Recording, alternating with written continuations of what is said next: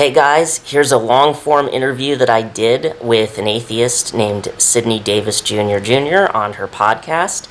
I hope you guys enjoy it. I hope you guys enjoy this, so please like, comment, and subscribe. And there will be plenty of sources in the description that I mentioned too. So, love to see you guys there.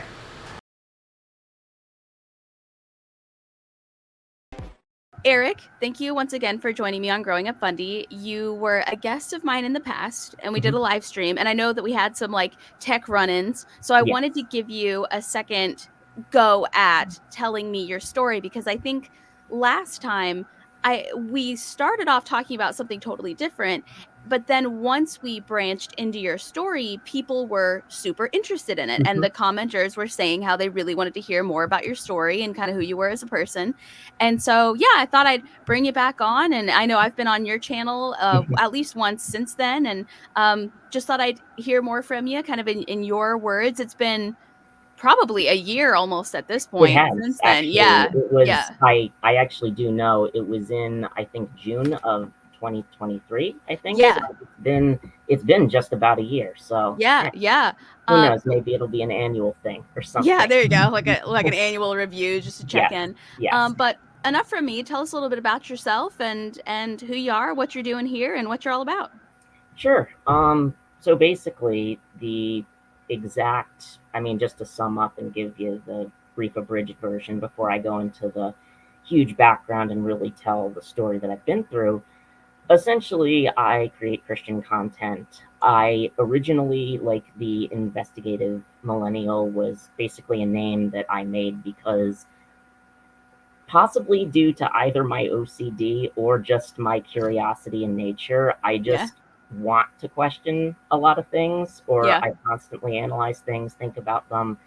And in many cases throughout my life, I've been, sort of like, okay, I know there's bluster on all sides, essentially. So I'm just like, okay, I just kind of wanted to cut through all the drafts and just see, because more often than not, things are complicated rather Yeah. than just simply. Things are complicated. What are you talking Yeah, about? There's I no I such know. thing as nuance. I know it's a revolutionary concept in Yeah. 2024, but it's true for at least a lot of things. So, um, and essentially, what I do is I just give like little truth things that I've learned, that I've analyzed in depth, that at least, just to sort of give people shortcuts, because I had to spend like massive amounts of years and have basically researching a lot of stuff. And I was a bit more polite to tell people when I'm like, that answer didn't really satisfy me. And, I'm kind of just like, okay, so I at least want to be there because I can, not only will I follow up with people, remember them, but it's essentially just me of sharing what I know. And, but also, I chose millennial rather than just like a Christian name because I didn't want people to think that I'm always going to side with, Christians on anything. Or, Yeah. because look, there are things that, many Christians do that are kind of stupid. I won't lie. Um, What? uh, I didn't say it. You said it. I no, didn't no, say it. it's okay. It's okay. It's okay. You're off the hook. So, um, but essentially, yes, I wanted to give things on either current events, and I've seen many people do countless, YouTube videos where, I mean, honestly, they have almost no idea what they're talking about. So I'm kind of like, you know what? Why not? I'm just gonna Yeah. do this. I'm gonna give it a try, and I've been there for a few years, but the last year has been pretty, at least from my standpoint, pretty revolutionary in what I've been able to put out Yeah. in many cases. But I will save that for the end of the story, actually, and Okay. all that other stuff. But yeah, that's basically the abridged version of it. So Yeah. Yeah. That was good. That was really good. And so, you had something you wanted to show the audience. Do you want me to do that now? Or do you want me to hold off on yeah, that? actually, I'd prefer to get it out of the way Okay. because I know that you and I would assume most of your audience probably hate certain preachers, and particularly Bill Gothard. So I decided to Yeah. just edit a video. I'm not sure when I'll put it on my channel, so you guys get a sneak preview. Oh, so you made this? Yes, I made it. Oh. So I edited it, and essentially it's just a gift because there's Oh, a big thanks. yes. So All right. yes, and All right, here we go. Do you want me to go ahead and hit play? yes. Big documentary. It was on Amazon Prime, on Amazon about shiny happy people that and they suggested, girls spoke about going into the institute, and they said that they were harassed, and I was just wondering if you were worried about that. Well, I'd rather not get involved, if that's okay. Okay. I'm gonna slap some sense into you! By getting people to believe this as a basic principle of life, Gothard successfully defines his followers' very identity only on what Gothard says God wants. I'm gonna slap some sense into you! So that is, I did not know that I needed to see Bill Gothard slapped by Goku until today, and now I feel like my life is complete. Exactly. No, funny thing is, it was inspired because I think I was actually there for one of your live streams on Gothard, Gothard, when I think it was about cults in general, and him as an example, and I said Gothard needs to be slapped or something, and I'm like, it just triggered the memory because I know the Dragon Ball franchise. Yeah, and that was Super Saiyan Goku too. That wasn't just regular Goku. That was Super Saiyan. Of course. So he's slapped across the planet. So that will be. But yeah, since I know it embarrassingly well, essentially I'll just be like, you know what? Why don't I just do that? And I remembered that scene specifically. So perfect. I decided to. Brilliant, brilliant. You know how to give a gift. You know how to give a gift. No problem. So for anybody listening to this or watching this, you can find a link to my episode on Eric's channel where I got to be a guest on his channel. You can find that in the description box. If you're listening on an audio platform, you can find a link to the visual so you can watch the video that he just showed me where Bill Gothard's getting slapped by Super Saiyan Goku. And then you can also find a general link to Eric's channel as well, so you can go check out some of his content. But Eric, so how did you first get involved in the content creation space, or what was it about this investigative side of you that made you be like, not only do I want to investigate these things, but I also want to put videos on the internet? And what are some of the things you've learned, discovered, have surprised you since you started doing that? All of the above.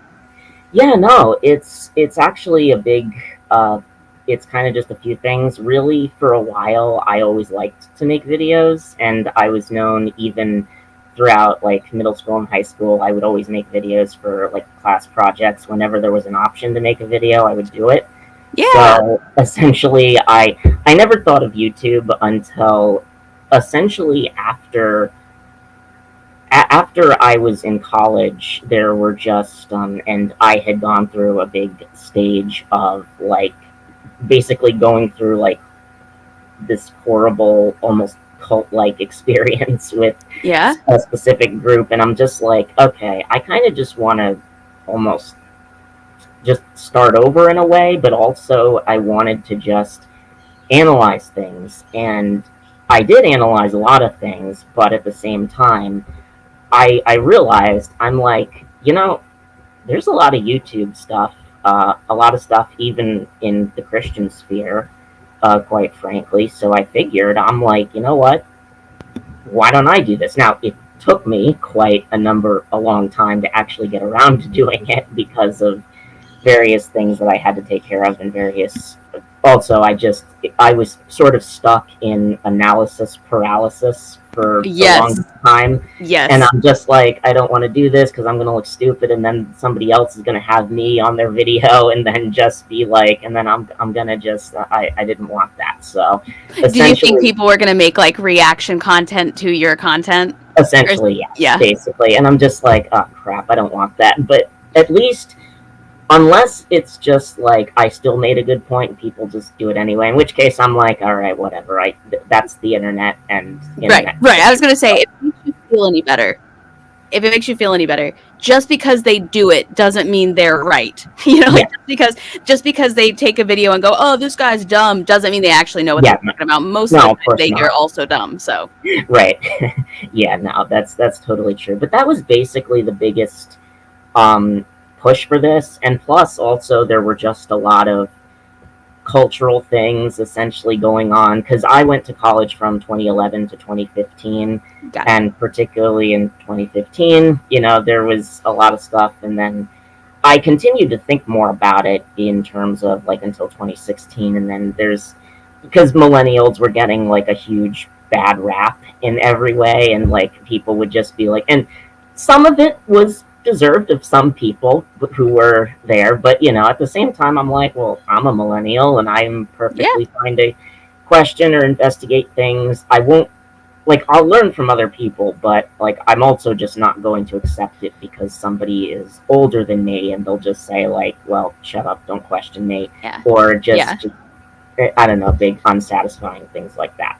So how do you, when you're doing investigative work, like when you're investigating, say, something from the Bible or something that's like maybe a tenet of Christianity, how do you know that you're looking at it through an unbiased lens, or do you know you're looking at it through a biased lens, and how do you then combat that bias that you naturally come to? Yeah, no, it's a great question, because to be honest, there isn't like a singular approach. It really depends on the specific issue.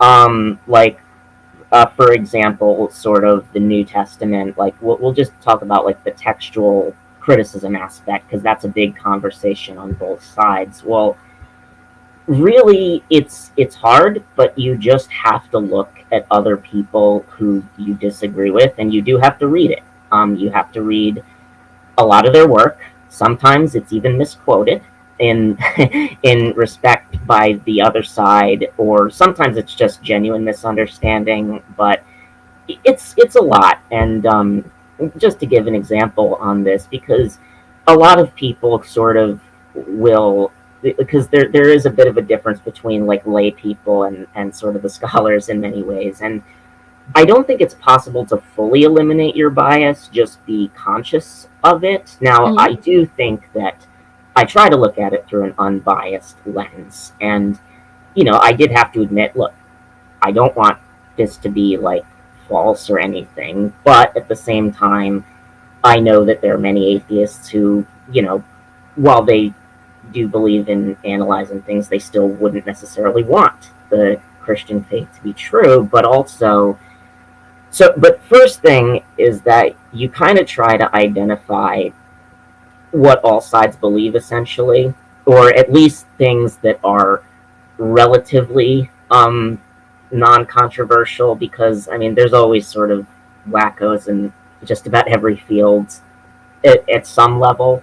I mean, but essentially, like, you can look at, like, there's even, with respect to the textual criticism issue, there was even a book that was contributed to and written by somebody who is Dan Wallace, who's a staunch evangelical, but also Bart Ehrman, who is like not an evangelical, as you probably know.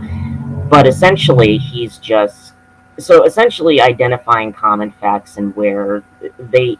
And there was some answering back and forth between them in various chapters, but essentially the abridged version is that there are, like, the manuscripts in many senses can be consistent, but the real big contentious issue is like how reliable like the streaming of like the text to transmission is, because if you push a lot of like specific critical scholars, they may concede that a lot of them are like the textual variants are spelling errors or things like that, but there are also some that are genuinely that are genuinely of importance, like, for example, you know, the woman caught in adultery, or that story, which has been in for a while thought to be not likely to be in the original or something. So give an example for anybody who may not know what that story is.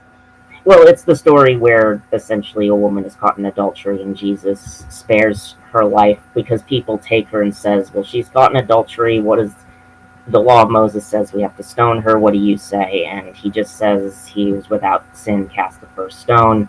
Yeah. That's the most quoted part of that story. Yeah. But essentially, it's just like, okay, this isn't, that likely isn't in the original. Now, again, I can't sum up. When you say the original, do you mean like the original version of the Bible, or right? Like, well, the original manuscripts of the New Testament. Now, to be fair, we don't have the originals anymore because, as with just about any document from antiquity, documents weren't really designed to be like last for literally thousands of years on end, and essentially they would eventually have to be copied.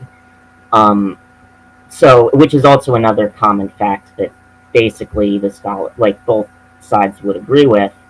So, like nobody says we have the originals, and the other side says no, we don't. But even if they did, right. even if, like, say for example, somebody tomorrow was like, I found the original Bible.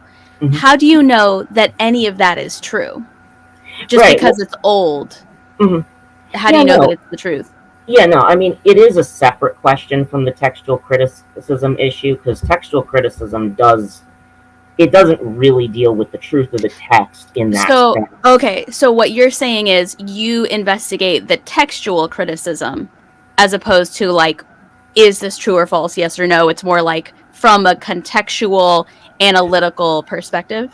Well, I do investigate both, but they have to have like separate analyses, or like essentially, because there are critical scholars who will again, I'm not saying all of them, but they will say that yeah, we know a lot of what the original text says, but I just don't think it's true. So there are people who believe that we basically have what we had before, with of course some exceptions, but essentially it is I do look into whether it's true or not, but the field of textual criticism specifically doesn't really deal with that. It just deals with what the original text said. Got it. And so, just out of curiosity, so in the United States, not sure how it works around the rest of the world, but in the United States, hearsay is inadmissible as evidence in court because and basically for anybody listening who maybe doesn't know what that means, I can't tell the judge, my mom told me that Eric hit my car with his car. If my mom's not standing there, whatever she has to say is inadmissible because human memory and like the transference of language like that is so often misconstrued that if she's not there to be a witness, whatever she had to say to me about whatever you did is inadmissible. That being said, because so much of the Bible is hearsay, because so much of it is letters written by people for people about other people, stories from the perspective of people who overheard things or might have seen things or are familiar with ideas, how do you know, both contextually and just in your own perspective, like how do you know who is telling the truth about that and who is simply writing what they think would be the best way to lead people or to guide people or to tell people it happened? Yeah, no, and it is a very multifaceted discipline because it really does depend, because I mean there are so many different claims in the Bible. For example, like historically alone is kind of just like that's a field in and of itself. But with regards to hearsay being like admissible evidence, it's true in that sense, although there are some, I guess what I'm essentially, it depends, because like for example, like it's commonly agreed at least that Luke and Mark were essentially written, like they were written by Luke and Mark, who essentially were just who were not direct disciples. But even those who question the authorship, of course, they don't think it was written by an apostle or things like that. But it does really depend on a lot of specifically the claim that is made. Dang motorcycles and everything. Sorry, no, these just. Oh, you're good. No, it was just in the background distracted me. But anyway, if you're looking at specifically like Luke and Mark, you do have to look into, for example, okay, because it's not as though, like, I know that a lot of people like to try and use the game of telephone as an analogy, but at the same time, there are a lot of restrictions that are not present in that are present in the game, but not present in the actual world through which people lived back then and even today. Like, what's an example? Well, I mean, for example, you can write down things that people tell you, and as I remember in the game of telephone, you essentially just have to whisper it. You can only say it once, whereas essentially you can repeat it as many times as you need to. In fact, Jewish people and many teachers in the antiquities would repeat teachings often, and they would simply say, because, I mean, first of all, a lot of people couldn't read back then, so they would have to memorize it by saying it orally again and again. So while it is true that that would be applicable to certain gospels with regards to, but it's also in the specific case of the gospels, it's writing. So like, it's not like you just have to memorize it yourself. You can write it down in that way. So it is essentially not as, it may not be quite as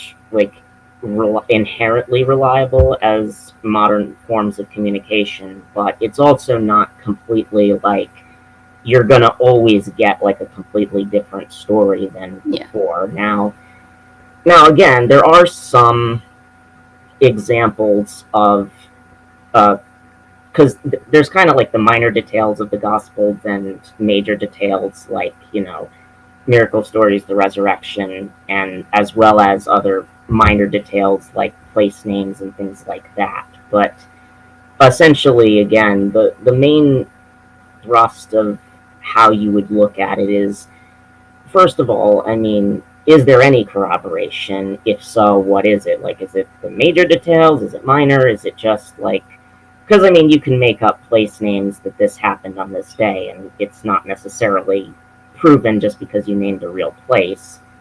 But at the same time, like, for example, there is like Cornelius Tacitus, who he doesn't corroborate a lot of details of the gospel, but he does corroborate the fact that Jesus was crucified. Now, the biggest thing as to why that would be a decent source, at least, is because, I mean, he's not a Christian. He's basically part of the Roman Empire, and essentially he's clearly not in it to really promote Christianity, but he would, because a lot of historical documents, in addition to, at least certainly back then, were constructed similar to like how like history books are today, where they may use like primary sources, but like they're not gonna just paste manuscripts together. They're just gonna write it down and summarize it. So essentially, and they'll get it from a source that was on, like, that may have been earlier, but they'll still, like, it's still information that is like transferable, even if the document was completed perhaps at a later time. Now, do you think that the summarization of documents can be where maybe sometimes incorrect information gets input, or for the sake of summarizing, they put something in a way that is translated incorrectly, or anything like that? It can, in regards to like bilingual stuff, but with regards to essentially, because within the Roman Empire, because Tacitus was a Roman writing specifically within Romans and everything, essentially. So the textual the regards to the language issue, I don't think would be a problem in this case. There are other cases where it would be, but I mean, the only details he really corroborates is that Jesus was crucified and that people did worship him as God, although he doesn't really corroborate a lot else, essentially. He does give some other documentation of how Christians were persecuted in the first century. Do you think, though, that might be because it wasn't true? Not really, because arguments from silence are very common, especially in regards to ancient documents, because the thing is, documents were incredibly cumbersome to write as well. So if you don't, do I think he believed Jesus did miracles? I don't know, but he's probably not going to do it if it doesn't, because his purpose was essentially just documenting the Christian movement, and he only really mentions the fact, oh yeah, this leader, essentially, he had this crucified, this is where it originated, and now it's here in Rome. So he likely wouldn't bother to do that, plus since it's incredibly cumbersome to write a lot of stuff. So arguments from silence, and also the other thing is that there are a lot of examples of where silence is used, and for some example, like we'll talk about like Mount Vesuvius, the eruption that happened in like 79 AD. Well, there is a lot, now we have a lot of physical evidence that we can look back on today that it happened. So, but at the same time, there really only one contemporary document has survived of that encounter from a historian named Pliny the Younger, and it was for the purpose essentially of like writing his like documenting the death of his uncle, who was Pliny the Elder. So essentially so now other documents are not written in that sense, or sorry, we're not written, at least not that we know of. But so arguments from silence are not always good in some cases. Now, it doesn't prove that the miracles are true, at least not with Tacitus by himself.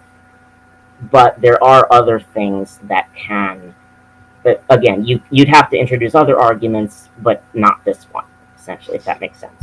I guess what might be easier, I suppose, to kind of showcase, what is something that you have looked into, that you've investigated, that ended up being the complete opposite of what you thought, or like was really upsetting to find out was not true, or there wasn't enough evidence to back it up, or something like that?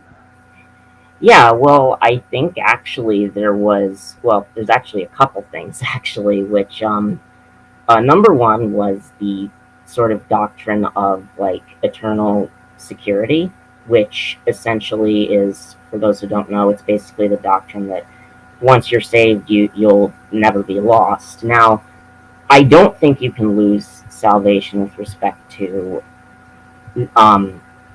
like just doing too many wrong things, but essentially if you renounce your previous declaration that you believe Jesus rose from the dead and that he's God, essentially, then you will forfeit your salvation. And what really and again, there was a lot of different reasons, but ultimately, what kind of settled me is because there were like a lot of atheists who essentially, and from like different states, and even around the world, different countries, and many of whom will say, yeah, I used to be a Christian, but now I'm not. And I'm kind of like, well, I doubt all of these people, because it's one thing to believe something because, other people told you, but it's another thing to believe it because, like, you lived it, and if there's, like, so they've experienced it, and I just didn't think it was likely that they were all, like,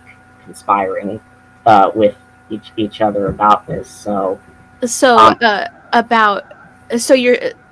What was the investigation part of that?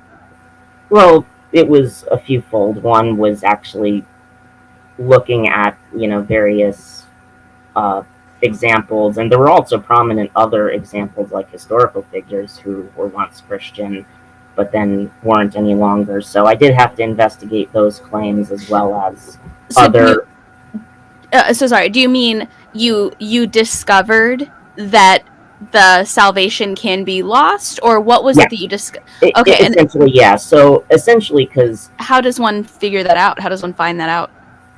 Well, basically, the issue with regards to, because there's actually, it's sort of twofold. One is from an internal consistency perspective, but also from an actual perspective.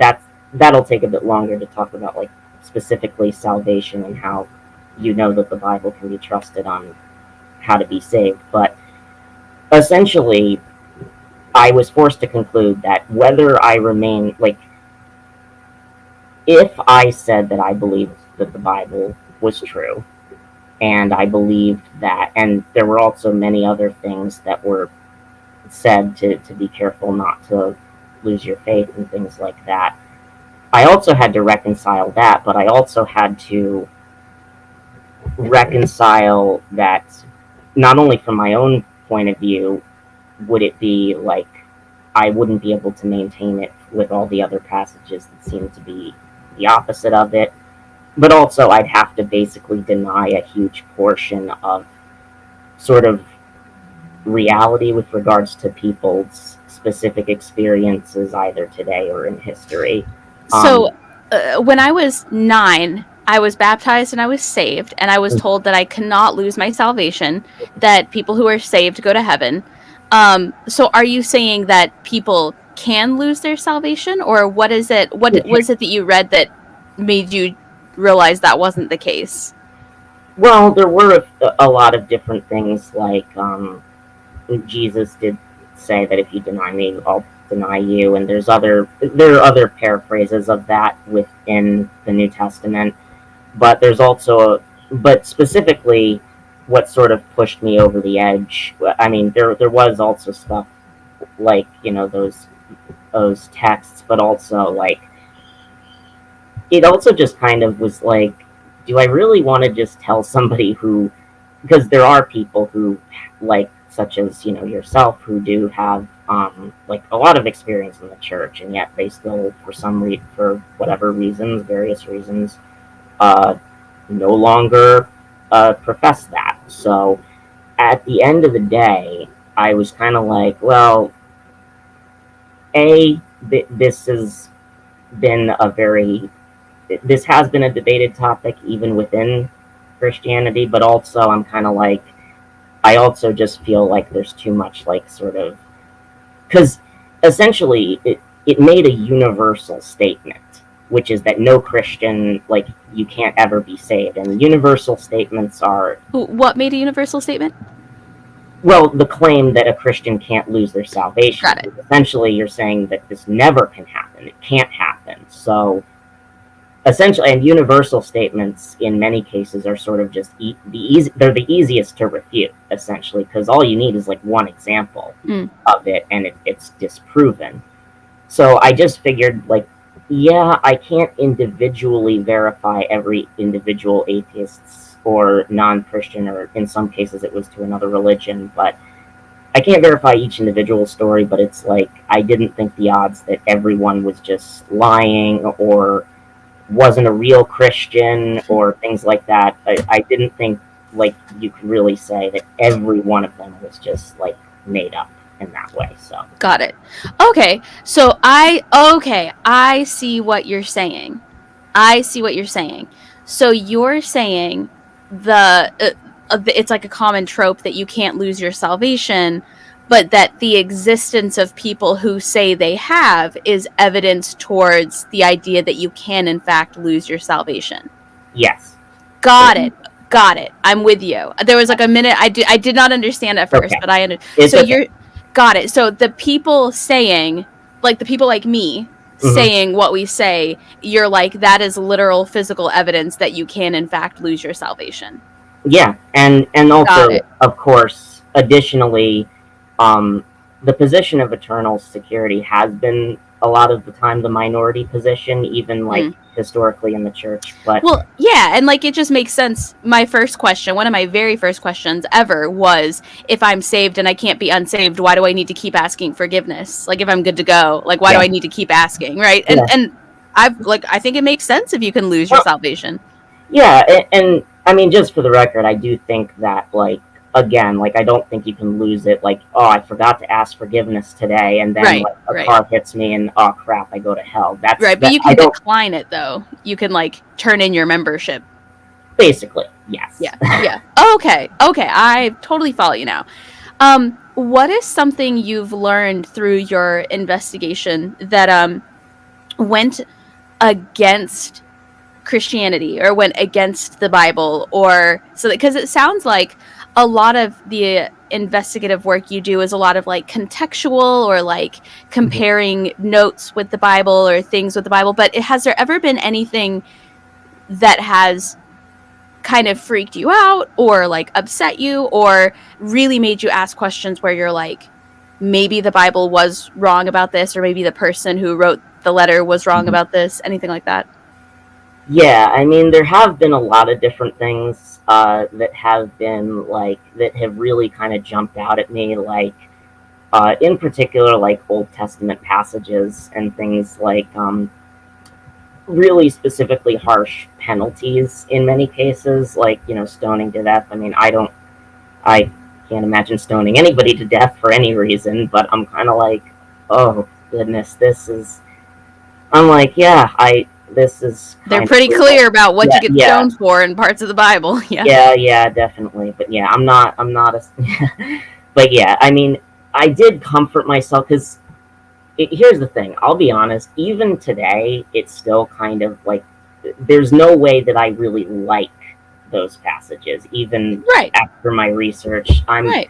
I'm kind of just like this is a bit of a crude analogy, but I'll use it. It's kind of like after I did my investigating, I was in pain, but I took some Advil that made it less work. Like the research I did, it made it kind of better, but it didn't fully. Like I'm kind of like, but I was also like, because I mean there are also people within the Bible who are like, what in the heck are you doing, God, in the Psalms and things like that. So I'm like, okay, I don't have to be fully okay with this, but like, I mean, if somebody asks what it says, I mean, yeah, I won't lie what it says. I'll say, yeah, that's there, and I kind of have days where I wish it wasn't, but it's there, and Yeah.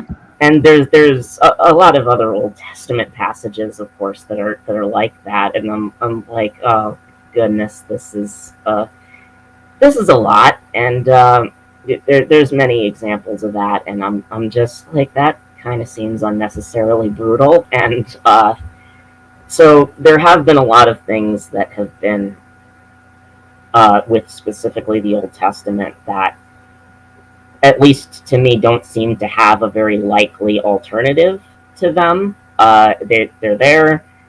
I can't really deny that they're there, and I'm kind of just glad that I'm in the new covenant now. If I was alive back then, I don't know if I would have, survived or lasted, but I would have been burned at the stake long ago. yes, long ago. Yeah, and unfortunately, I at least wouldn't have had. Well, I would have just pretended to be sick on that day or something that we had to do that. So You're like, oh, Cindy's getting burned at the stake today. I have cholera. Sorry, I can't be there. Yeah. Wish I could. Did they know what cholera was back then or something? Maybe you'd have been the first one. Yeah, Maybe you'd have taught them what cholera was. Yeah, there you go. Exactly. I totally didn't get a good sleep last night, so I'm just gonna rest. I have a horrible headache, so. Yes. Yeah, and back then, headaches killed people, so Yeah, exactly. Exactly. Now, one of the things you mentioned to me as we were kind of coordinating this episode is you said that you've kept your faith, but you also accept questions. Mm-hmm. And has there ever been a question that like took you by surprise, or that you genuinely couldn't answer and has like lived in your mind since then?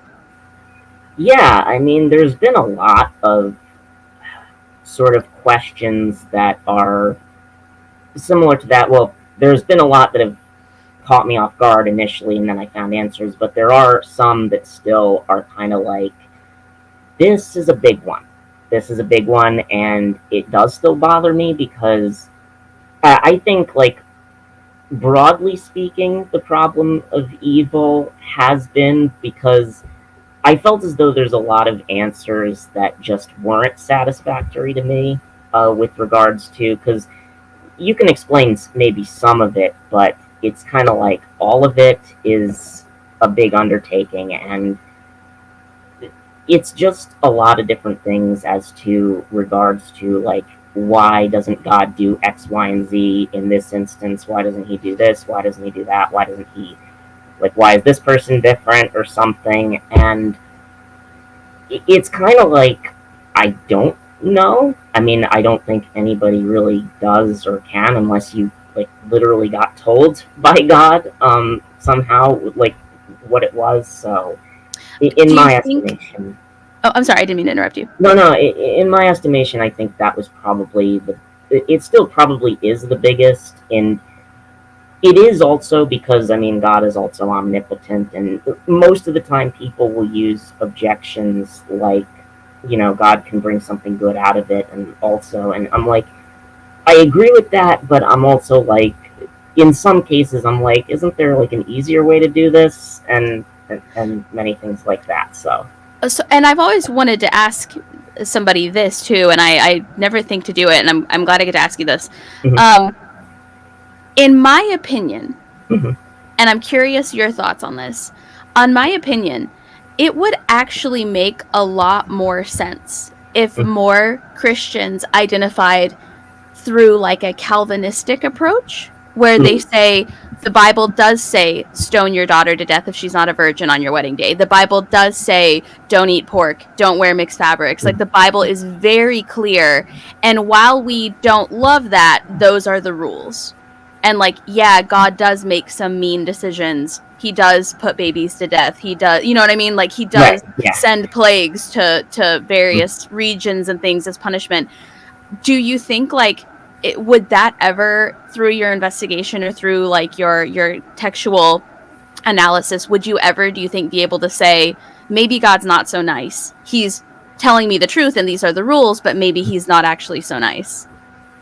Yeah, there are, and honestly, I'm not entirely certain what would convince me. I mean, I understand, like, because I can sort of understand why somebody believes something, even if I'm not personally convinced by it. But yeah, I mean, I will say though that I don't think that those things are necessarily exclusive to Calvinism. I mean, every Christian kind of has to, like, even people who Yeah. have like who believe in more of a synergistic, or for those who don't know, that's basically Calvinism is a monergistic view, and synergism is a synergistic, and basically one of those means God does basically everything with regards to even saving people.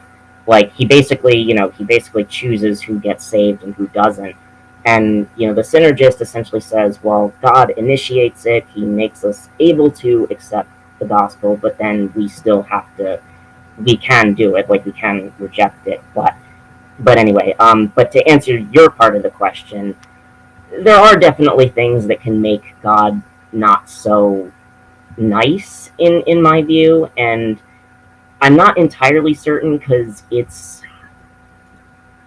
I guess in many ways, because there are a lot of things in the Bible that are, for example, that can be that God does directly do, that are in set like why in the world are you doing this, and Yeah. things like that. So I think there is, and I admit I struggle even today in some cases with whether or not that's the case. And I'm like, I'll admit I've even just yelled at God out loud in many cases. I'm just like, oh God, can you just answer me? Like, can you just please give me a freaking clear answer on this? And Yeah. I'm just, yeah. Believe it But or not, I went back when I was a devout Christian. I did that all the time. I used to beg for him to tell me literally anything. I remember when I was like 11 or 12 being like, I will serve you the rest of my life. I will yell your name for the mountaintops if you'll yeah, just give me a sign or tell me something. Yeah, right. so I resonate with that. I relate to that a lot. Yeah, and the thing is that like, because there have been a lot of different things where I've seen that things aren't necessarily as bad as they thought. I mean, they're still bad, but at the same time, I'm like, I can tolerate it barely in some cases, but I can still, I can sort of just tolerate it. But my honest view, and I think also to just, this goes into another thing that I kind of discovered when when reading the Bible, researching the Bible, and everything else, is that, I mean, there is a lot of stuff, like, there are countless pages, countless books of people who have read the Bible. They'll say, yeah, this one's good, but this is bad, and they'll approach it from just about every angle imaginable. Right. Yeah. And it's not so much that I guess it's just been more of, and this is kind of more of a pragmatist approach in many cases, but I've sort of really come to appreciate how difficult it is for somebody to believe in, like, the utter infallibility of the Bible, especially if you're a non-Christian, because, I mean, in addition to all the, constant things that you can misinterpret, the other things that are like, that you don't misinterpret, but are kind of like, oh, that's there. Yeah, there's a lot of stuff that, like, is very clear. There's there's very little room for interpretation. That's tough to swallow.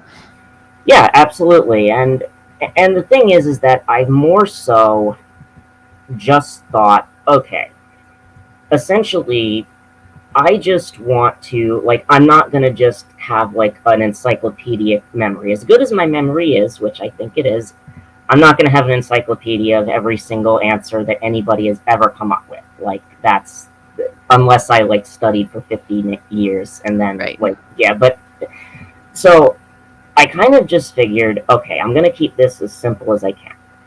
I'm just going to just talk about, like, the gospel.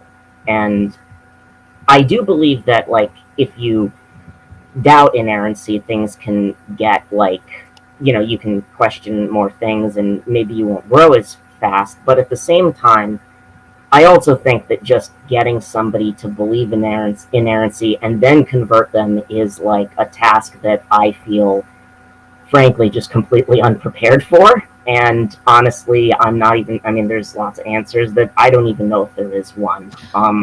So I've honestly always thought it would make a lot more sense from a religious perspective to have the thought process or the opinion of, like, God isn't actually that loving. He isn't actually that, like, kind. He's actually kind of rough, and, like, his punishments are pretty severe, and the Bible is not inerrant, but it doesn't matter. Those are the rules. Like, I think coming from a perspective where you're like, no, I feel ya. I understand why people would have a problem with this, but that doesn't change the fact that that's the rule that I now have to follow. To me, that honestly makes way more sense from the perspective of somebody who is a believer than the people who say, no matter what, he's loving, he's kind, the Bible's perfect, he wouldn't give us an imperfect document, stuff like that. I don't know. What are your thoughts on that? Yeah, the thing is that, like, you could theologically, I mean, I will admit some other hard Calvinists would have a heart attack at that, but but I've entertained a lot of different things, but the truth of the matter is that I do believe that while God certainly is not like this doting, lovey-dovey doormat in a lot of ways that people try to make him out to be in that way, I do think that he does a lot more things. And because I understand, like, there's a lot of different things that when you clump them all together and read one after the other, it's like, oh, this is like, it's like, oh my goodness, what is this? Like, how many more times does he have to do something? But I do think that, like, for example, I mean, just to give sort of an, like, in the book of Ezekiel or the other things, like, where people are literally, like, killing their children in that way, he does say, I don't take pleasure in that, but I would rather they turn and live. But which essentially, because here's the thing, I mean, that had the death penalty offense, like sacrificing your child and killing it. David also had several things like, I mean, he committed 2 death penalty offenses and like murder and adultery. So while I do think like, because essentially, and again, I know that this doesn't like fully, at least even not even for me, fully make me like the old covenant, but a lot of the penalties were essentially like, it wasn't like an ironclad, like we do this every time. It was more like sort of a maximum penalty, like this is what we allow, but like they could have like a lesser penalty in some circumstances, kind of like how if you commit tax fraud or something, it's like it's a 5-year penalty, but also they can give you like a 2-year penalty in some cases. But and I do think that was designed to be in many ways that way. But if I had to go into all of the things as to why God was loving as opposed to that, I mean, I do think that he does prioritize things that humans don't. I do think so. And well, what about the times? Does my mic still sound the same? By the way, I think it's like, fine. Totally. Perfect. What about the times though that he instructed people to make sacrifices, knowing that where they live and the time they live, if they get caught doing this, they could also be put to death? What do you think the purpose for instructing in that way would be? Well, you mean like sacrificing humans, or like yeah, like when he instructed the male babies in Egypt to be slaughtered, or when he although in this instance I guess he actually stopped him, but when he instructed that I spaced on the gentleman, Abraham and Isaac, yeah, exactly. Well, the thing is that in the book of Exodus, he basically sort of did it himself in that way with regards to killing the firstborns of the Egyptians, because like he didn't command a human being to go out and do that. Like he basically did it himself with regards to that example. Now, but I mean, didn't like people did it though for him, right? Like I don't think the babies like died in their sleep.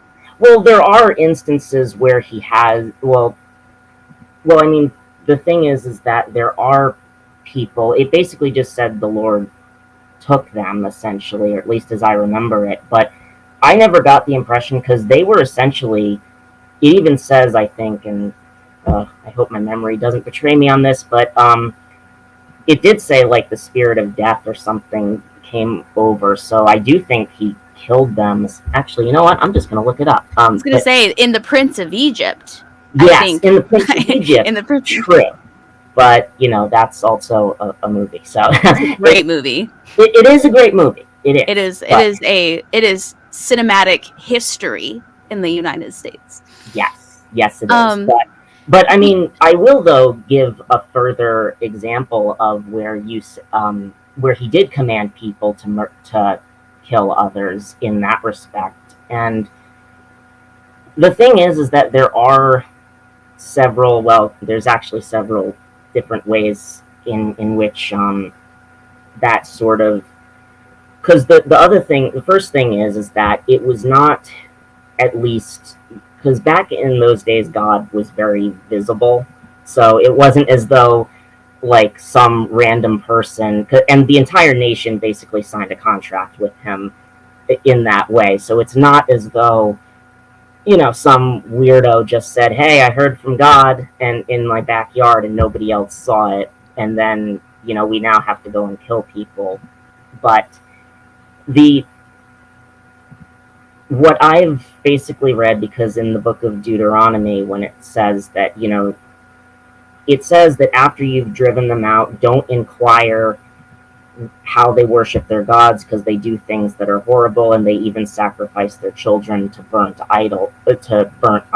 Now, I actually, and not everybody fully agrees with this, but it is my position that I know that a lot of people will say, well, he wiped them all out, because there are very strong language, even in the book of Joshua, about him wiping things out. But there is actually an argument, and there have been several other more ancient Jewish people who have, like, also come to this conclusion, so it's not entirely like a modern thing, where essentially, basically, it was just sort of a bit of hyperbole in the sense of, like, I forget the exact term for the specific type of it, but essentially it was just a command, like, if you say just pulverize him, well, I mean, you're not going to literally, like, if you say to a boxer, pulverize this person, well, they're not going to literally pulverize them because they go to jail, but I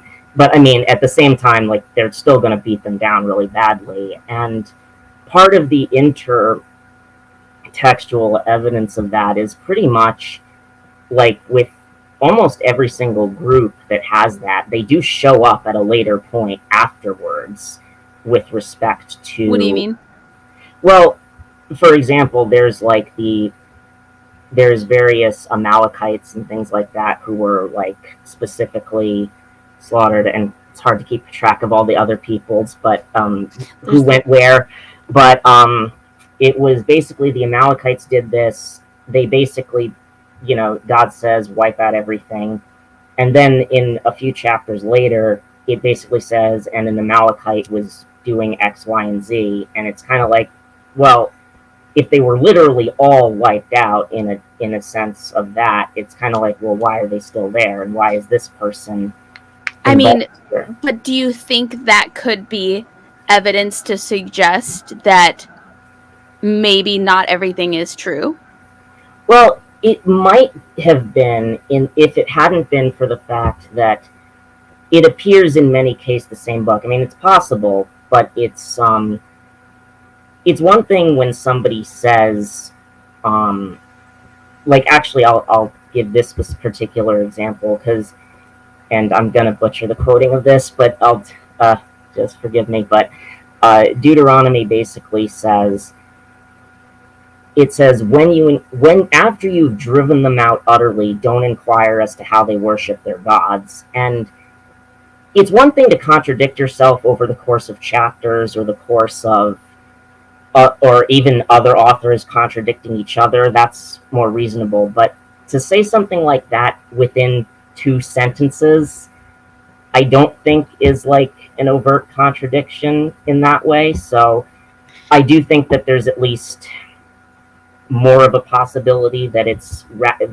like just a misunderstood euphemism rather than just saying they were wrong. Now, it's possible they could be, but in many cases, I don't actually think, like, the Amalekites, or specifically these other people groups, were, like, wiped down. Like, they found, like, one other little toddler going there and they just killed him, or things like that. I do think it was a decisive victory in many cases, but I don't believe that everybody was killed. And specifically, he mentions the fact that, part of the reason he was doing it is because they were, like, killing things and doing all sorts of, like, genuine things that, I mean, I do think people who, I don't necessarily like the idea of going and killing them specifically. I do think they should be in jail, but at the same time, it's like, I at least get the crime, like, why you'd want to do something about it, even if I think that it's like, do we really have to kill so many people? It's like, I don't know. So that's... And I'm asking this only because I know that there will be people listening to this and watching this asking this. I'm not just trying to be controversial. It's okay. Is there anything that you could ever find or read or discover that is valid, that is, like, from a source that you trust? Mm-hmm. Is there anything that could ever make you question that the Bible is, like, correct, or that God is real, or that could make you question your faith in any way? Yeah, there is, and I'll be honest, although the standards would be a bit different for each of those, with regards to biblical inerrancy, I will say, and I hope nobody misunderstands this, but I will say that I think that that would probably be the quickest thing to go in many cases, Yeah. if anything, because again, to bring Well, it it back, kind of sounds like you're already beyond thinking that the Bible's inerrant. well, I don't think so. And I don't mean to speak for you. No, I don't think so. It's kind of like, it's a bit complicated because on the one hand, I do trust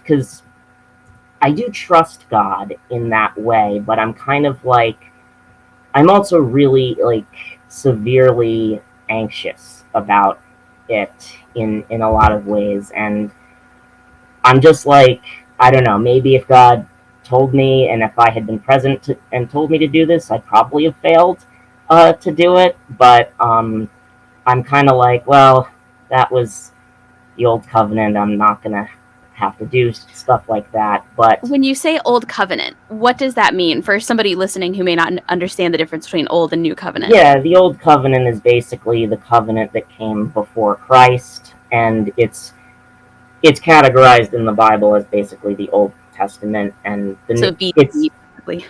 Yeah, Genesis to Malachi essentially is that, would count under that, and everything else after that would be like the New Covenant and New Testament. So I guess because I sort of reject the idea that because you're uncomfortable with something that it means you don't think it's true. I do think that God did that. I just like, I really kind of am like, You just wish he didn't. yeah, I kind of wish he didn't.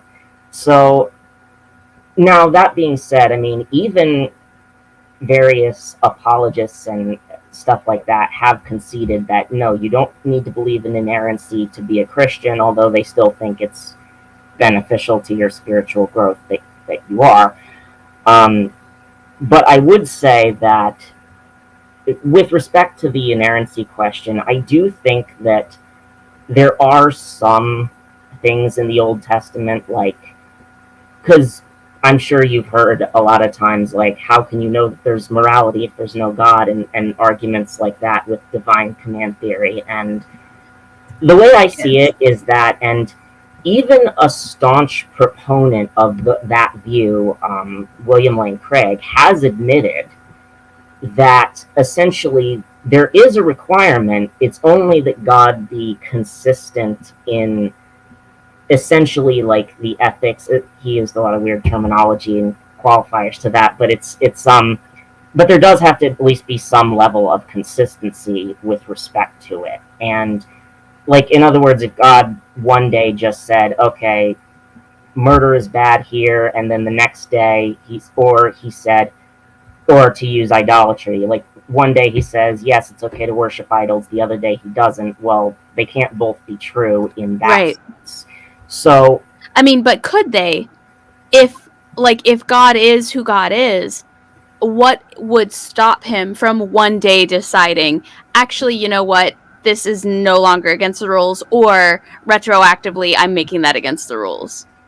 Yeah, the thing is that with the Christian view of God is that he is not changing. Now, even within that attribute, in my research, I've seen a lot of discussion as to how that plays out. But there is, at least with respect to, like, I'll use the idolatry example. I mean, it is consistent across both testaments, and given that the Lord in Deuteronomy said that one day in Deuteronomy 18, I think it's the chapter, that there would be a new covenant and that I am going to send you somebody later. It's kind of like the equivalent of, like, you allow certain things if a kid is like 4 years old, but you don't allow it if it's 12. And it's not so much that people have changed, like, or that God changes it. He just like allows for certain things in some cases. Well, for lack of a better term, he basically cuts people more slack in that way. Although, for example, he does later in the New Testament, like, say, and there's actually an interesting passage in the New Testament where in the book of Matthew he says, like, Jesus actually says this, and they asked him, like, why did Moses say we could divorce our wives then? And he said, well, because of the hardness of your hearts, Moses allowed that. But then he said, but now this is weird. And I know it was a bit weird that I'm like, well, wait a second, what exactly does that mean? And what does that mean in your opinion? well, in my opinion, it does mean, because that, and this is sort of a view that I originally learned about it from Paul Copan, but of course I've thought about it and I hashed it out a bit more with my other research. But essentially, there are some things that God did allow temporarily, like, even though they weren't ideal in certain cases or necessarily always what he wanted, since a lot of different people back then had very strong bad values, and at that time, so essentially it was just trying to get them to go in one direction, but he didn't do it all at once simply because he wanted to. So in that case, but there were certain things that he didn't allow, like, for example, he didn't allow, like, idolatry. He didn't allow, like, murder just because of, like, for the sake of murder and things. He didn't allow adultery or cheating or lying or things like that. But there were certain things that were definitely allowed in the case where, now, I'm not saying every single bad passage in the Old Testament is because of that reason, because there are some things that don't necessarily fit that bill. But in some cases, it was kind of like God was trying to bring them to a standard, but at the same time, he didn't take it, like, all the way. So, do you think there could ever be anything that you read or you find out about or you can't come to terms with or anything like that that would make you mad at God or angry at God? Or are you, I guess what I'm asking is, are you afraid to be angry at God? Does that count as, like, a sin or something that... It does depend. It really depends. I mean, I'm not necessarily afraid to be angry at God because, I mean, I've read a lot of the Psalms, and I don't think you can convince me that a lot of those people weren't mad at God, at least to some extent. Now, there is a line there, but I don't know exactly where it is. I do think that, I guess I'm not really afraid to mess up in that way, because actually part of my story, and I'll actually tell about this, I guess this now's as good as time as any.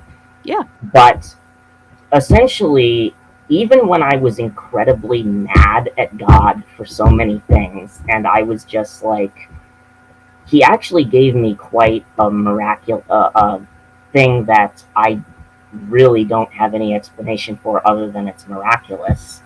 And like what?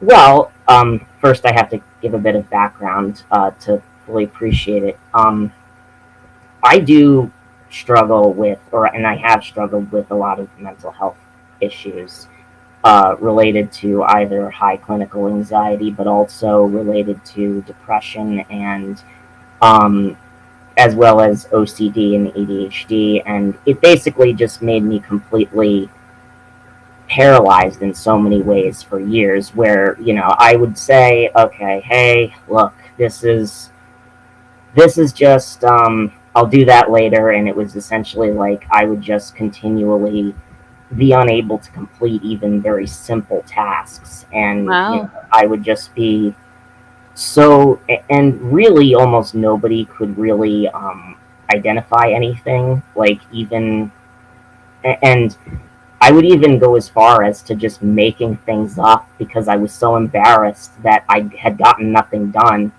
Wow. With either my parents, I would go as far as to just say, yeah, I did it, and this is why, and then I'm just like, and then I just go to bed and be like, I can't believe I freaking didn't do this again. Yeah. And this went on and off for years. Like, I'd have spurts where I'd be productive, and then I would just peter out a bit.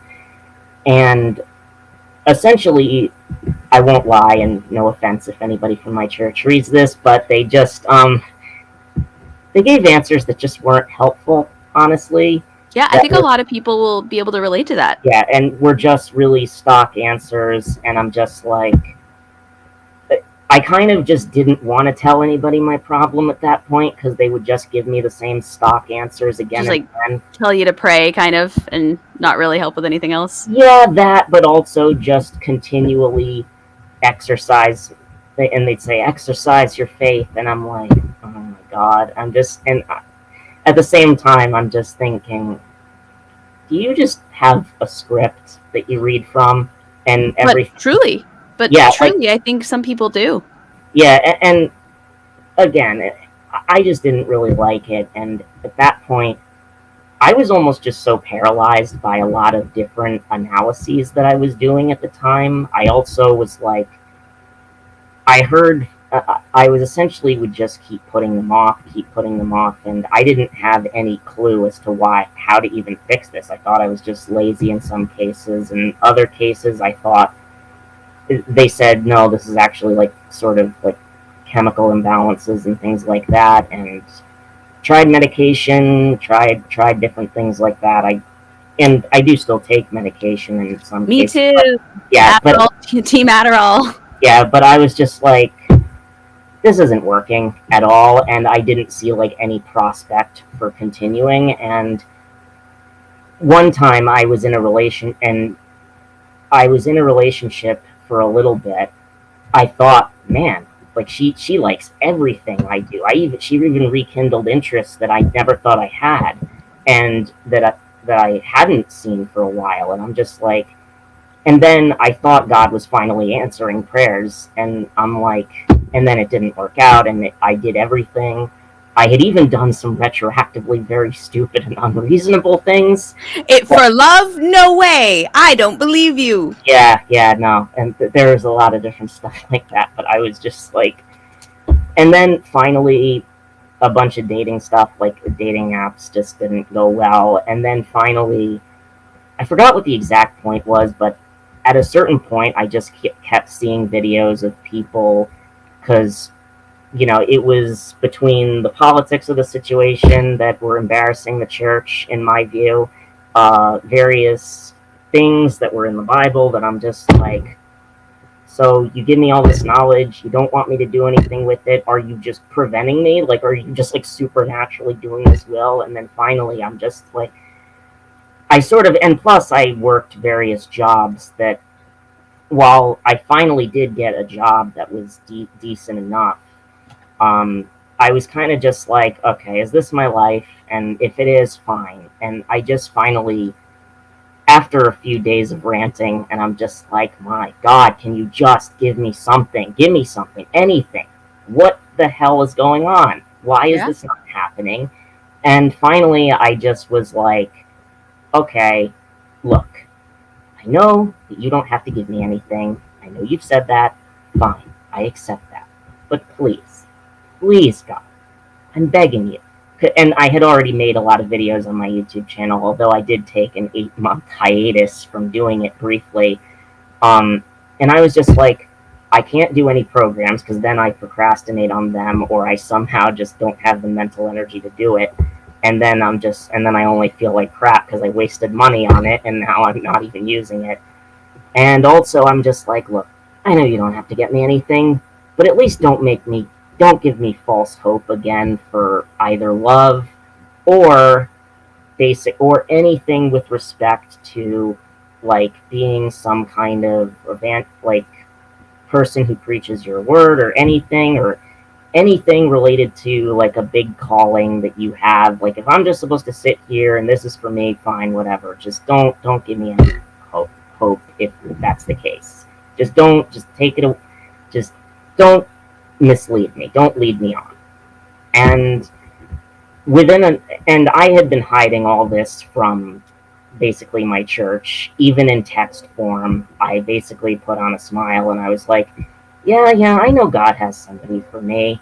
And I'm just like, and then afterwards I'd just be like, God, I hate this. And then in that way, but when my friends, essentially, my pastor decided to have like this prayer service, essentially, and literally, and people who wanted prayer, because before I had prayer and it gave me a momentary euphoria, and I'm like, all right, whatever, at least I was kind of like, at least it'll deaden the pain for a few seconds, and that's all I expected to get. But what he did was three of my friends actually started speaking to me, and they said, Eric, God knows that you feel like you're just a car spinning in the ground, spinning in mud, spinning in, essentially, like you can't go anywhere. You're trying and trying and trying and trying and trying, and this doesn't work. But you know what? He's going to get you out of that, and he's going to do that. And then another one of my friends said, you also feel like this is like an ice pick, like you're just stuck, or that your legs are broken, and that like you can't get them better, and God is lifting you out of this. And then the biggest kicker was that my other friend, my third friend, said also, he also knows that you've basically been looking for somebody to be with and to marry even one day, but he has somebody, and he hasn't forgotten you in that way. And how did it make you feel when they said things like that? Did you feel dismissed, or did you feel the thing is, he actually said, because it wasn't dismissive at all, because God actually, like, first of all, I know for a fact, given all their mental health cliches, they say that they didn't know anything about this, enough about my condition, because I didn't describe it to them. I just said, like, and I'm like, wait a second, how in the hell did you know that? And essentially, because the church I was going to believed in, like, the gifts of the Holy Spirit and things like that. And so finally, somebody and other people also knew and described my condition to a T. And it was 3 days after I had made that final prayer and been struggling throughout that entire week. And also, right after I had asked him not to give me any false hope for anybody who would be with me, just don't give me any more false hope. And he said, also, I know that you've been wounded in many ways, and he touched me, like, on the back, and it just, like, it was this weird feeling that just, I don't know, it wasn't, like, a dismissive thing. It was, like, and he wasn't mad at all. And, like, at least that's not the thing that they said. And they said, yeah, God told them, or God somehow told them these things, and I believed it, because there's no way I didn't tell them that. And I know for a fact, again, that, like, I did it, like, that exact week. And did they approach you first? Like, did they just come up to you and say, hey, like, I know you're struggling? Or was it like part of a larger conversation, and then that part of the conversation came up? No, it was in the middle of a service. Like, we were just sitting and the pastor was preaching, and he just decided, look, if anybody wants prayer, you can come up here, or we can just send people to you to pray for you. And I didn't ask for anything. I just basically said, yeah, just pray for me. And I'm like, and it wasn't for anything specific. Like, the pastor didn't say, pray for X, Y, and Z, and this is what you'll say. He says, look, if anybody wants prayer, and without even being prompted, they said that. And not only did I, within the next few months, starting a week after this happened, but I started dealing with a lot of unprocessed trauma that I had never figured out. So it's like the timing of it was there, but also I was just also, this was actually literally a few months before the first live stream I did with you. It was in April, and I'm kind of, and I was still. Are you saying that God brought you an atheist? Is that what you're saying? Because Oh, I'm no. flattered, if that's what you're saying. Okay. Yeah, well, he did give some opportunities, and the thing is that he also, what it said to me was essentially that I didn't have to really be okay with everything. Like, he still wanted to use me. He still wanted to not only give me things that he didn't have to do, that he didn't outright promise, but he still gave them to me. And within about like, and after, funnily enough, after I was laid off from my other job in August, right after that, I got somehow found, and I had already processed like a lot of grief, and I no longer was like so desperate for like somebody who was like to date or marry or anything like that. But I also it was like this anti-procrastination thing from Liven that literally and it was surprisingly scientifically deep and things, and it was very psychologically deep, and I started doing things that like normal people would take for granted, but I just started processing these things immediately, and I started doing so many other things that were just that were really, really productive. But also, I got, and even though I was unemployed, I got like unemployment for like a few $1,000s a month and everything. So I was still like taken care of during that time. Yeah. And this lasted until May.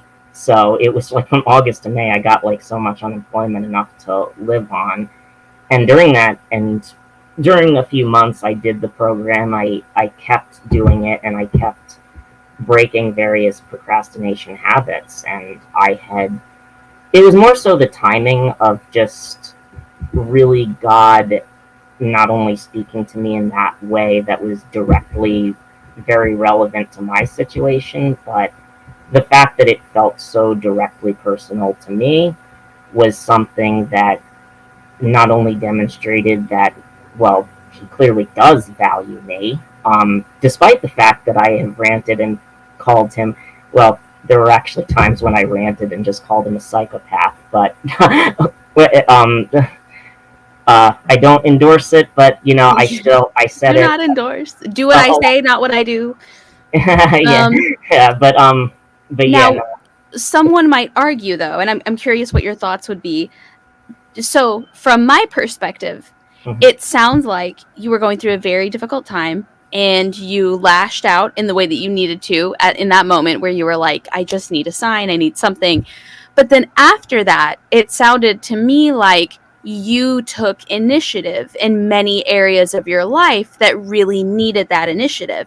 Like when they said whoever needs prayer, you said I need prayer. Now it is very interesting that they knew what you needed prayer for and they already knew your feelings and thoughts without that part being said. But like unemployment, for example, you didn't just wake up one morning and receive unemployment. Like you probably had to go online and apply, or you had to notify somebody, send a letter, something like that. And so how do you distinguish God versus positive consequences of your actions, or like responses to actions you took first? Well, yeah, I mean, I think it's because while it is true that I did take initiative in that way, it was just more of, because if I had received prayer before just generically, and honestly, I had basically almost no confidence that this would actually make a difference. I assumed that, okay, I'm going to feel good for 2 seconds, and then I'll just go home and just, I don't know, do some stupid stuff and just anything else. But I was kind of like, at the end of the day, I didn't have like willpower at all. It's difficult to explain, but with depression and specifically the I understand. Trust me, yeah, firsthand. I know exactly what you're talking about. and I would always do this. So it was more so just the fact that they knew about that stuff that made it miraculous. And Yeah. that was more the stuff that showed that God was behind it. Whereas, I will admit that if it had just been, I'm just going to say one day I don't like this and then just got to doing it, then yeah, sure, you could probably just assume that there are naturalistic reasons for that. But the reason why God didn't, but I'm actually kind of happy that he didn't just zap me, because I got repeated confidence that I could actually do something, because I don't want control. I don't want to be controlled just like sort of a robot and everything. Yeah. Like, Yeah. at the same time, so it was merely the fact that they knew those things that were really interesting to me, that really made it like, okay, God is behind this. And, I mean, the fact that, and funnily enough, the idea, the whole talk that we had, even my brother had liked it, and even my father, who is an agnostic atheist, and my stepmother, who is, I don't even remember what she believes. I mean, she was raised Christian, but she isn't like an active churchgoer in that way. But she's essentially just, but they really liked it, and the talk we had on my channel or on your channel? No, on my channel. No. Sorry. Actually, it was originally on your channel, the first live stream we ever did together. Yep. And then I did send them the second one we did, but that was more recent. But yeah. And it really helped a lot of things that I could still be useful, and that God wasn't really just like, okay, everybody has to just accept every single thing that I want right now, immediately. And so I kind of just think in that way that, in addition to my very tireless analysis of the Bible with regards to how to be saved, and I'm still a very staunch believer in the simplicity of simply trusting in Christ. And yeah, there may be things that may be like absolutely wrong that people believe in many ways, or they may not accept everything about it, but they're still growing, they may be. So I kind of just really liked that, and the fact that he not only got me out of the rut, but made me feel seen by him. Yeah. And in that way, I was kind of just like, all right, I don't have answers to these things, and that's fine. I don't need to be. I mean, honestly, I think people would just hate me if I was a pedantic know-it-all. And trust me, as a pedantic know-it-all, they would. I am one, and I can tell you, people hate it. Yeah. So essentially, I'm kind of like, all right, look, I'll admit, I don't like everything in the Old Testament. I don't need everything. I don't like it. I'm glad it's not commanded at this point. I'm just like, let's just move on, please. And and then, but at the same time, it's very, very simple to be saved. In that, while I have certainly been grateful that I've analyzed a lot of things that, again, it would take a very long time to analyze various historical evidences for like the New Testament and things like that, and other things. I'm glad that at least I have enough to the point where I can at least defend it, and I can be confident in it, and I don't have to have any other baggage with it. Okay, fine, you hate Trump, great, so do I. I mean, wonderful. Like, we both don't like Bill Gothard. Right. Unless exactly. You do, and if you do, you need to tell me now. No. No. I mean, hey, I literally got Goku to slap him. That's true. That's true. No, you're right. You're right. Touché. So, like, I mean, hey, I got a Super Saiyan to slap him, so I appreciate. Right. So if that's not me not liking him, I don't know what is. So, yeah. Well, let me ask you this. And I realize I've kept you like almost 40 minutes honestly, longer than I said I would.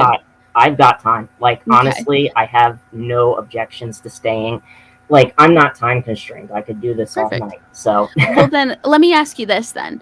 So it sounds like you are confident in your faith. You have questions, obviously, and you look into things, but you're confident in your faith. You believe that God sends messages and he sends signs in various ways, like people communicating with you about things that you didn't tell them. You feel like you've been seen and heard. So then what is it that you're looking for still in your investigations and in your searches? What is it that you're trying to figure out or make whole or find that you feel like you still haven't found yet? Yeah, I think just answers to a lot of different questions with respect to Old Testament things. Also, I mean, just a lot of various objections to Old Testament history in many ways. I'm kind of like, I don't really know how to answer that, and I'm not going to touch it right now. And look, I'll admit, I don't know. But I would say I do also like investigating miracles and miracle claims in general. So I am also looking for other things like that, and I have done research on that. But I would just say that I'm looking to spread what I know, and heck, I'll even bring people along for the ride for the journey that I have. And hey, I'll be on YouTube doing that. So, and Would you if you felt like it was your calling, would you be interested in being somebody who like evangelizes? oh Or yeah, like absolutely, yeah. Yeah. I would, and I would just because my approach, because it almost seems like so many evangelists always just have to say sort of one thing that is kind of a bit weird, and at least the very, very well known ones, like That's how they get well known. They say weird shit all the time. basically, yeah, that they. I mean, look at famous atheists. The most famous atheists say weird shit all the time. So that's how you get popular. Yeah, essentially, but I mean, I don't really have to be known by countless people. Although, hey, I'll take it if I am. Um, but I would basically be an evangelist in that way. I don't necessarily, again, I don't. I feel like because so many other and oh god, so many other. No, I'm laughing because I just had a thought I'll tell you about in a second. But no, I'm not laughing at you. Yeah, so many other Christians will constantly just obsess over like incorporating their pet views into things, and I'm sort of just like a purist in so many ways at heart, like, and I'm just like, I don't care if you agree with me on like Calvinism, or I don't care if you agree with me on politics, I don't care if you agree with me on a lot of things, or my favorite preachers, I don't care, like, it's just the gospel. That's it. Nothing else. Like, you can. And the other thing is, which is really funny, which has never made sense to me, is because so many Christians will always say, well, we're not saved by doing good works or believing like right doctrine, but we will if we are. And I'm like, well, okay, then why do you have to talk about that stuff before? Like the political stuff. Like, if that's gonna be like automatic, or it should be, then just like stick with that. And like, I don't have to constantly badger somebody about like something they're doing or something they're believing, or micromanage their beliefs and things like that. So Yeah. I've also wanted to sort of provide another space for other people like me who are relentlessly obsessed with just thinking And knowledge and yeah. and things of that nature.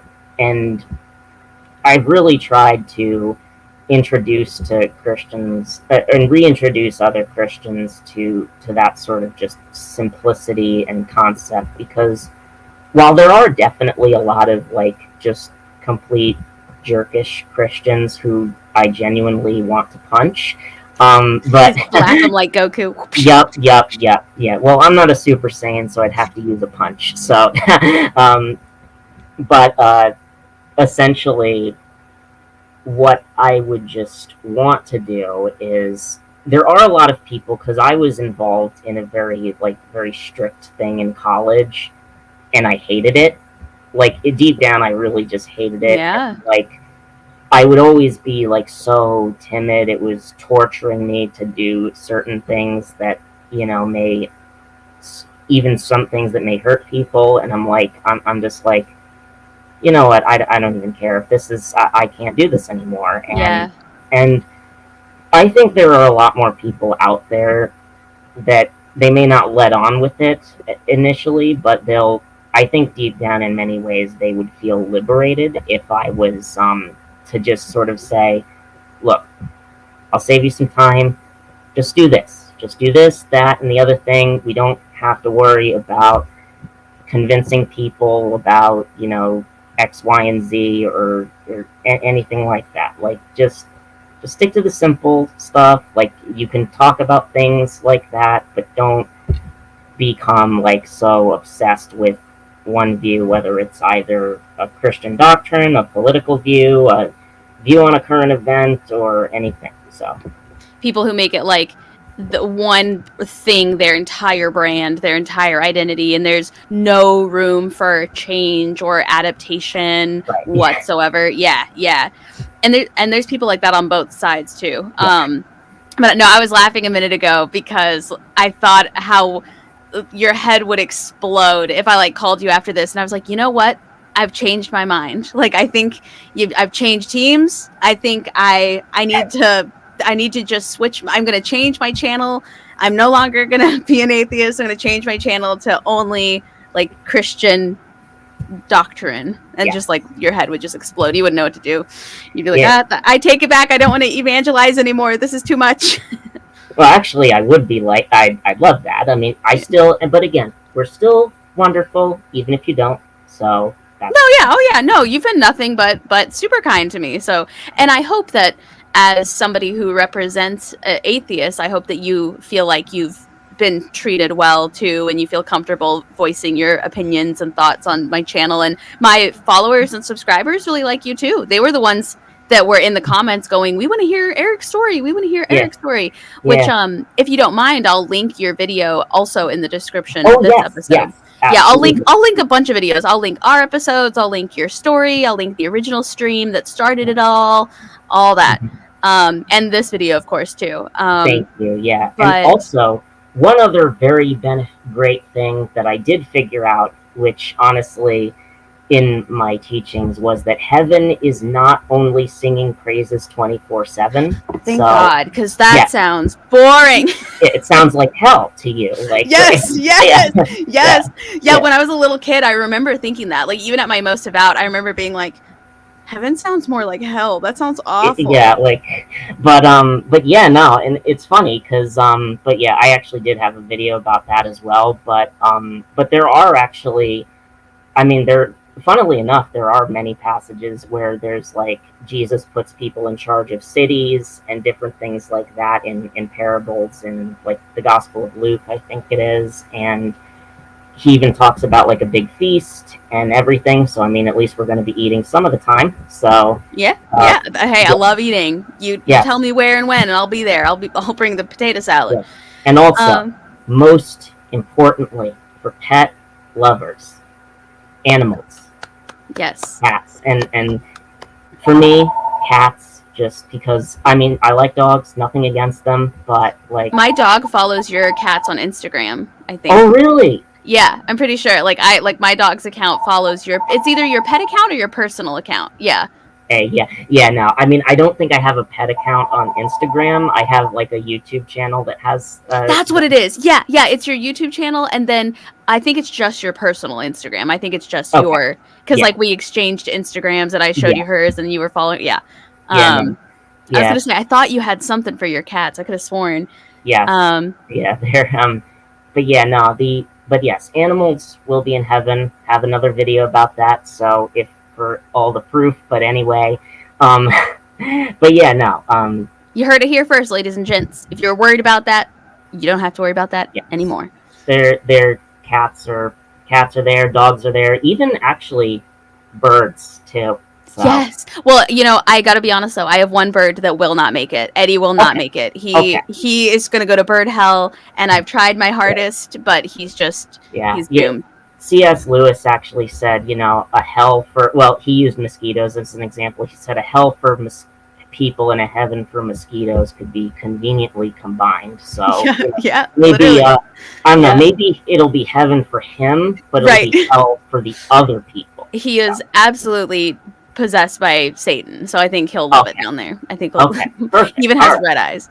Oh. He has red eyes. He does. I'll send you a picture after this. He literally has the scariest. It's so scary. I don't know why we brought him into this house. Okay.